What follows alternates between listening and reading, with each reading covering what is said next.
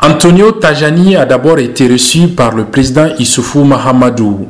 Ce dernier, en tant que président en exercice du G5 Sahel, lui a demandé l'appui de son institution pour une meilleure opérationnalisation de la force du G5 Sahel.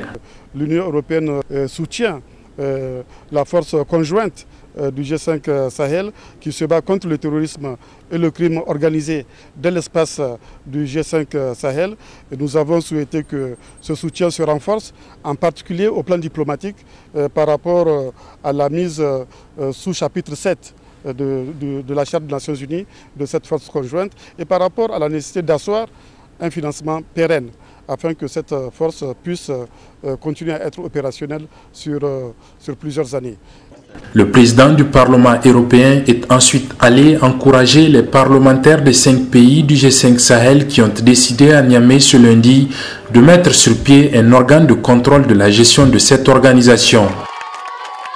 La prochaine étape fut la visite d'une des maisons d'accueil de réfugiés évacués de la Libye, gérée par le Haut Commissariat des Nations Unies pour les réfugiés. C'est ici qui respire pour la première fois la liberté. C'est le premier port sûr d'un voyage que pour plusieurs de gens a duré 1 an et c'est un voyage d'esclavage, de violence, d'abus, d'extorsion et de viol.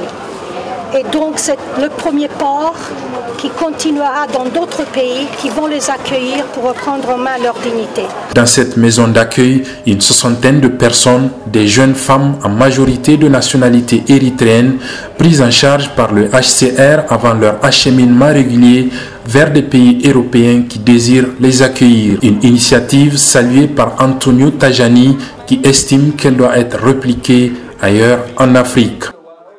Cette initiative, c'est aussi un bon système pour donner un coup aux passeurs, aux trafiquants, parce que si il y a un système légal pour contrôler s'ils ont le droit d'être des réfugiés, et après on peut les envoyer dans les différents pays dans le monde, probablement trouvent déjà un travail, c'est la bonne façon pour tuer la stratégie des affaires des passeurs. Le Niger est un bon exemple, mais il faut trouver des solutions aussi dans les autres pays et avec un dialogue.